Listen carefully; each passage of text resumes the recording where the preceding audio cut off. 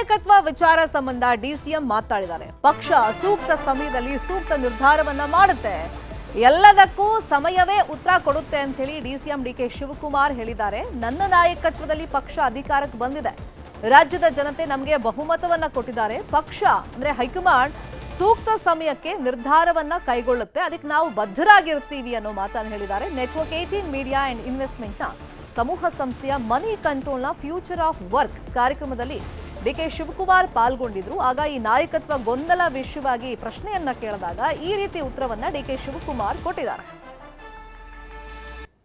ಹಾಗಾದ್ರೆ ಡಿಕೆ ಶಿವಕುಮಾರ್ ನಾಯಕತ್ವ ವಿಷಯಕ್ಕೆ ಸಂಬಂಧಪಟ್ಟಂತೆ ಏನ್ ಹೇಳಿದ್ರು ಕೇಳೋಣ.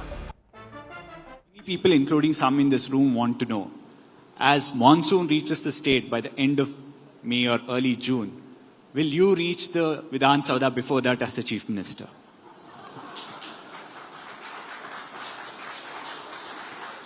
Will you be the Chief Minister when the monsoon session starts? See, time will answer for that. We all live on hope. We all live on various aspirations. The people of Karnataka, under my leadership, has given a mandate of 136 members. Let us see. My party will take its decision at the right time, and you will also display whatever the result is there on your screen. Thank you, sir. Thanks a lot.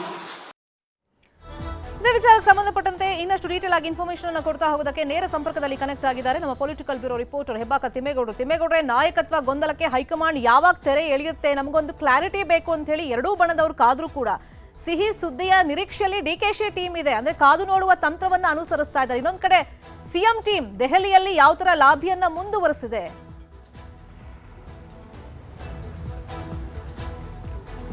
Sharmita, ಭಾಳ ಮುಖ್ಯವಾಗಿ ಡಿ.ಸಿ.ಎಂ. ಡಿ.ಕೆ. ಶಿವಕುಮಾರ್ ಅವರ ಬಣ ಮೇ 15ರ ಗಡುವನ್ನು ಪರೋಕ್ಷವಾಗಿ ಹೈಕಮಾಂಡ್ಗೆ ರವಾನೆ ಮಾಡಿದರೆ, ಇತ್ತ ಸಿ.ಎಂ. ಬಣ ಅಹಿಂದ ಅಸ್ತ್ರ ಪ್ರಯೋಗಕ್ಕೆ ಮುಂದಾಗಿರುವಂಥದ್ದು.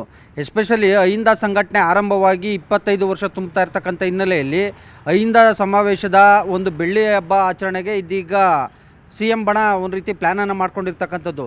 ಈ ಮೂಲಕವಾಗಿ ಹುಬ್ಬಳ್ಳಿ ಭಾಗದಲ್ಲಿ ಏನು ಅಹಿಂದ ಸಂಘಟನೆ ಆರಂಭವಾದಂಥ ಉತ್ತರ ಕರ್ನಾಟಕ ಭಾಗದ ಹುಬ್ಬಳ್ಳಿಯಲ್ಲೇ ಒಂದು ಬೃಹತ್ ಸಮಾವೇಶ ಆಯೋಜನೆ ಮಾಡೋದ್ರ ಮುಖಾಂತರ ಈ ಒಂದು ಬೆಳ್ಳಿ ಹಬ್ಬ ಆಚರಣೆಗೆ ಸಿ.ಎಂ. ಸಿದ್ದರಾಮಯ್ಯನವರ ಬಣ, ಎಸ್ಪೆಷಲಿ ಲೋಕೋಪಯೋಗಿ ಸಚಿವ ಸತೀಶ್ ಜಾರಕಿಹೊಳಿ ನೇತೃತ್ವದಲ್ಲಿ ಒಂದು ಸಮಾವೇಶ ಆಯೋಜನೆ ಮಾಡೋದಕ್ಕೂ ಕೂಡ ಒಂದು ಸಿದ್ಧತೆ ನಡೆದಿರ್ತಕ್ಕಂಥದ್ದು.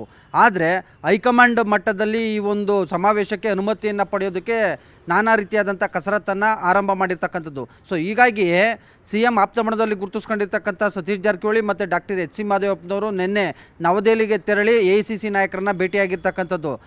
ಎಸ್ಪೆಷಲಿ ಎ.ಐ.ಸಿ.ಸಿ ಅಧ್ಯಕ್ಷ ಮಲ್ಲಿಕಾರ್ಜುನ್ ಖರ್ಗೆ, ರಾಜ್ಯ ಕಾಂಗ್ರೆಸ್ ಉಸ್ತುವಾರಿ ರಣದೀಪ್ ಸಿಂಗ್ ಸುರ್ಜೇವಾಲಾ ಅವರನ್ನ ಭೇಟಿ ಮಾಡಿ ಅಹಿಂದ ಸಮಾವೇಶದ ಅಗತ್ಯತೆ ಏನಿದೆ, ಮತ್ತೆ ಒಂದು ಪ್ರೈವೇಟ್ ಸರ್ವೆಯನ್ನು ಒಂದು ವರದಿಯನ್ನು ಕೂಡ ತಗೊಂಡು ಹೋಗಿದ್ರು, ಅದನ್ನು ಕೂಡ ಹೈಕಮಾಂಡ್ ನಾಯಕರ ಮುಂದೆ ಇಟ್ಟಿದ್ದಾರೆ. ಅಪಾರ್ಟ್ ಫ್ರಮ್ ದಟ್, ಈಗ ಹೈಕಮಾಂಡ್ಗೂ ಕೂಡ ಒಂಥರ ಬಿಸಿ ತುಪ್ಪ, ನುಂಗಕ್ಕೂ ಆಗ್ತಿಲ್ಲ, ಉಗುಳಕ್ಕೂ ಆಗ್ತಾ ಇಲ್ಲ. ಅಂದ್ರೆ ಸ್ಪಷ್ಟವಾಗಿ ಡೈರೆಕ್ಟ್ ಆಗಿ ಇಬ್ಬರಿಗೂ ಕೂಡ ನೀವು ಮುಂದುವರಿರಿ ಅಥವಾ ಡಿ.ಕೆ.ಶಿಗೆ ಬಿಟ್ಟು ಕೊಡಿ, ಇದನ್ನು ಹೇಳಕ್ ಸಾಧ್ಯ ಆಗ್ತಿಲ್ಲ. ಒಂದು ವೇಳೆ ಇಂಡೈರೆಕ್ಟ್ ಆಗಿ ಹೇಳಬೇಕು ಅಂತಂದ್ರೆ ಅಹಿಂದ ಸಮಾವೇಶಕ್ಕೆ ಗ್ರೀನ್ ಸಿಗ್ನಲ್, ಇನ್ನೊಂದು ಕಡೆ ಸಂಪುಟ ಪುನಾರಚನೆ ಮಾಡಿದ್ರೆ ಅಲ್ಲಿಗೆ ಸಿದ್ದರಾಮಯ್ಯ ಅವರೇ 5 ವರ್ಷ ಕಂಟಿನ್ಯೂ ಆಗ್ತಾರೆ ಅಂತನಾ?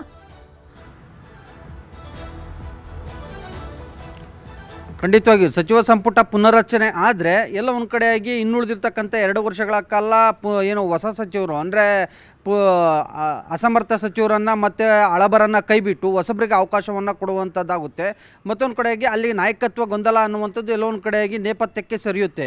ಯಾಕಂದರೆ ಮುಖ್ಯಮಂತ್ರಿ ಸಿದ್ದರಾಮಯ್ಯನವರ ನೇತೃತ್ವದಲ್ಲಿ ಒಂದು ಸಚಿವ ಸಂಪುಟ ಪುನರ್ರಚನೆ ಆಗುವಂಥ ಹಿನ್ನೆಲೆಯಲ್ಲಿ ಸಹಜವಾಗಿ ಅದೊಂದು ರೀತಿ ಸಿ.ಎಂ. ಸಿದ್ದರಾಮಯ್ಯನವರ 5 ವರ್ಷಗಳ ಕಾಲ ಕಂಟಿನ್ಯೂ ಅನ್ನುವಂಥ ಒಂದು ಸಂದೇಶ ರವಾನೆ ಆಗುತ್ತೆ. ಸೊ ಹೀಗಾಗಿಯೇ ಸಚಿವ ಸಂಪುಟ ಪುನರ್ರಚನೆ ಆಗಬೇಕು ಅನ್ನುವಂಥ ಒಂದು ಒತ್ತಡದ ಜೊತೆಗೆ ಮತ್ತೊಂದು ಕಡೆಗೆ ಅಹಿಂದ ಸಮಾವೇಶದ ಮೂಲಕವಾಗಿ ಸಿ.ಎಂ. ಸಿದ್ದರಾಮಯ್ಯನವರ ಒಂದು ಶಕ್ತಿ ಪ್ರದರ್ಶನಕ್ಕೆ, ಎಸ್ಪೆಷಲಿ ಭವಿಷ್ಯದ ಅಂದರೆ KPCC ಅಧ್ಯಕ್ಷ ಹುದ್ದೆಯ ಮೇಲೆ ಕಣ್ಣಿಟ್ಟಿರ್ತಕ್ಕಂಥ ಸತೀಶ್ ಜಾರಕಿಹೊಳಿ ಅವರು ಒಂದೇ ಕಲ್ಲಲ್ಲಿ ಎರಡಕ್ಕೆ ಹೊಡೆಯುವಂಥ ಒಂದು ತಂತ್ರಗಾರಿಕೆಯನ್ನು ಕೂಡ ಈ ಒಂದು ಅಹಿಂದ ಸಮಾವೇಶದ ಒಂದು ಆಯೋಜನೆ ಹಿಂದೆ ಪ್ಲ್ಯಾನ್ ಮಾಡ್ಕೊಂಡಿದ್ದಾರೆ ಅಂತ ಹೇಳಾಗ್ತಾ ಇದೆ.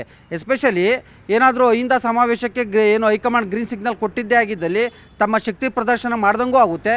ಮತ್ತೊಂದು ಕಡೆಯಾಗಿ ಅಹಿಂದ ವರ್ಗಕ್ಕೆ ಸೇರಿದಂಥ ಮುಖ್ಯಮಂತ್ರಿ ಸಿದ್ದರಾಮಯ್ಯನವ್ರನ್ನ ಏನಾದರೂ ಪದಚ್ಯುತಿಗೊಳಿಸಿದ್ರೆ ಅದು ಪಕ್ಷಕ್ಕೆ ಡ್ಯಾಮೇಜ್ ಅನ್ನುವಂಥ ಒಂದು ಸಂದೇಶವನ್ನು ಕೂಡ ರವಾನೆ ಮಾಡೋದಕ್ಕೆ ಇದೀಗ ಸಿ.ಎಂ. ಬಣ ಪ್ಲ್ಯಾನ್ ಮಾಡ್ಕೊಂಡಂತೆ ಕಾಣಿಸ್ತಾ ಇದೆ. ಸೊ ಹೀಗಾಗಿಯೇ ಆಂತರಿಕವಾಗಿ ವೈಯಕ್ತಿಕವಾಗಿ ಸರ್ವೆಯನ್ನು ಮಾಡಿಸಿರ್ತಕ್ಕಂಥ ಸತೀಶ್ ಜಾರಕಿಹೊಳಿ ಅವರವರು ಆಂತರಿಕ ಸಮೀಕ್ಷಾ ವರದಿಯನ್ನು ಹೈಕಮಾಂಡ್ ನಾಯಕರ ಮುಂದೆ ಇಟ್ಟಿರ್ತಕ್ಕಂಥದ್ದು. ಸದ್ಯಕ್ಕೆ ಚುನಾವಣೆ ನಡೆದರೂ ಕೂಡ ಪಕ್ಷದ ಹಾಲಿ 40ರಿಂದ 45 ಮಂದಿ ಶಾಸಕರು ಸೋಲ್ತಾರೆ.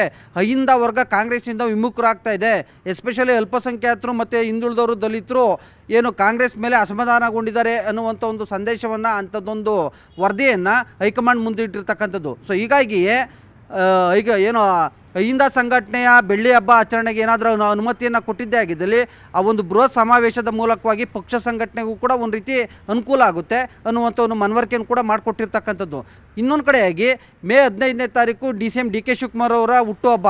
ಆ ಒಂದು ಹುಟ್ಟುಹಬ್ಬದ ಒಳಗಾಗಿ ಮುಖ್ಯಮಂತ್ರಿಯಾಗಿ CM ಏನು DK ಶಿವಕುಮಾರ್ ಅವರು ಪದಗ್ರಹಣ ಮಾಡಬೇಕು ಅನ್ನುವಂಥ ಒಂದು ಇರಾದೆಯನ್ನು, ಅಂಥದ್ದೊಂದು ಬಯಕೆಯನ್ನು DK ಶಿವಕುಮಾರ್ ಅವರ ಬಣ ಹೊಂದಿರತಕ್ಕಂಥದ್ದು. ಸೊ ಹೀಗಾಗಿಯೇ ಏನು ಮೇ 4ರ ಉಪಚುನಾವಣಾ ಫಲಿತಾಂಶದ ಬಳಿಕ ಒಂದು ನಿರ್ಧಾರವನ್ನು ತೆಗೆದುಕೊಳ್ಳಿ, ಅಂದರೆ CM ಸಿದ್ದರಾಮಯ್ಯನವರ ಬಣವನ್ನು ಕರೆದುಕೊಂಡು ನೀವು ಅಂದರೆ ಕರೆಸಿ ಒಂದು ತೀರ್ಮಾನಕ್ಕೆ ಬನ್ನಿ, ನನಗೆ ಅಧಿಕಾರ ಹಸ್ತಾಂತರವನ್ನು ಮಾಡುವಂತೆ ಹೇಳಿ ಅನ್ನುವಂಥ ಒಂದು ಒತ್ತಡವನ್ನು DK ಬ್ರದರ್ಸ್ ಅವರು ಅಂದರೆ ಹೈಕಮಾಂಡ್ ನಾಯಕರಿಗೆ ಹೇಳಿರುವಂಥದ್ದು. ಸೊ ಹೀಗಾಗಿ ಒಂದು ಕಡೆಯಾಗಿ ಅಹಿಂದ ಸಮಾವೇಶಕ್ಕೆ ಏನಾದರೂ ಗ್ರೀನ್ ಸಿಗ್ನಲ್ ಕೊಟ್ಟಿದ್ದೇ ಆಗಿದ್ದಲ್ಲಿ CM ಸಿದ್ದರಾಮಯ್ಯನವರ ಬಣ ಒಂದು ರೀತಿ ಶಕ್ತಿ ಪ್ರದರ್ಶನಕ್ಕೆ ಮುಂದಾಗೋದ್ರ ಮುಖಾಂತರ CM ಸಿದ್ದರಾಮಯ್ಯನವರ ಬೆನ್ನಿಗೆ ನಿಲ್ಲೋದ್ರ ಮುಖಾಂತರ ಹೈಕಮಾಂಡ್ಗೂ ಒಂದು ಎಚ್ಚರಿಕೆ ಸಂದೇಶವನ್ನು ರವಾನೆ ಮಾಡೋದಕ್ಕೆ ಪ್ಲಾನ್ ಮಾಡ್ಕೊಂಡಿರುವಂಥದ್ದು. ಕಾದ್ ನೋಡೋಣ ಮುಂದೆ ಏನಾಗುತ್ತೆ. ಫಾಲೋ ಅಪ್ ಮಾಡೋಣ ಸುದ್ದಿನ. Thank you so much Hema ತಿಮ್ಮೇಗೌಡರು ಈ ಕ್ಷಣದ ಮಾಹಿತಿಯನ್ನು ಕೊಟ್ಟಿದ್ದಕ್ಕೆ.